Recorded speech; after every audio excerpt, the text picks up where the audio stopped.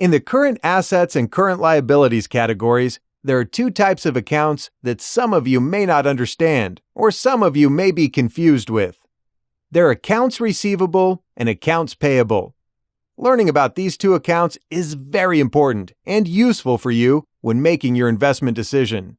The accounts receivable are the company's assets, and the accounts payable are the company's liabilities. So where did these two accounts come from? Let me give you some examples so you can understand clearly the difference between the accounts receivable and the accounts payable, as well as what they are and why they appear in the company's balance sheet. Assume that you're selling a product to your customer. She's received your product, but she hasn't paid you yet, and she promises that she'll pay you later. So the money that this client owes you will be recorded as accounts receivable on your company's balance sheet.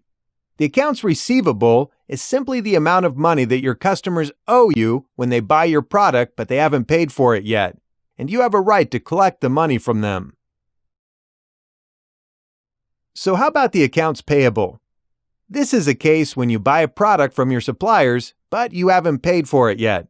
So the money that you owe the suppliers will be recorded as accounts payable on your company's balance sheet. The accounts payable is simply the amount of money that you owe your suppliers when you buy their product but you haven't paid them yet, and you have a responsibility for settling the payments to your suppliers. So, the important thing is, what can we learn when looking at these two accounts?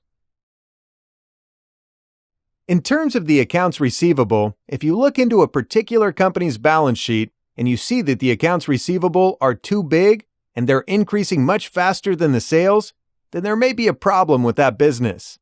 Accounts receivable are what the customers owe you. If the accounts receivable are too big and keep increasing, this may be a bad sign, indicating that the company fails to collect money from their customers. And there will be a significant chance that the accounts receivable will turn into bad debts. Or in other words, the company cannot collect the money back. And in some cases, that may cause the business to become bankrupt. So, if you invest in this business, of course, there will be a chance that you will lose your money. So you had better avoid putting your money into businesses which have a high amount of accounts receivable. In terms of the accounts payable, if you look into a particular company's balance sheet and you see that the accounts payable are too big, that may be a bad sign, indicating that the company cannot pay its short-term debts. Or in other words, this business owes its suppliers a lot, and they may not settle the debts. The accounts payable are recorded in the current liabilities category, so this amount is considered a short-term debt. So, can you guess what will happen if this company cannot pay out its short-term debts? Yep, it may go bankrupt quickly. If you invest in this business, there's a chance that you'll lose your money. So, similar to the accounts receivable case, you would better avoid investing in businesses which have a high amount of accounts payable.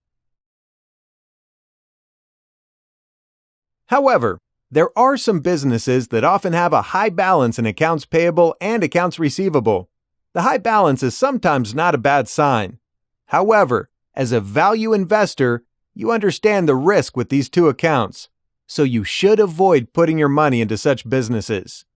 You should avoid investing in businesses that have a large amount of accounts payable or accounts receivable. This can help you avoid potential losses from your investments, thereby increasing your chance of success.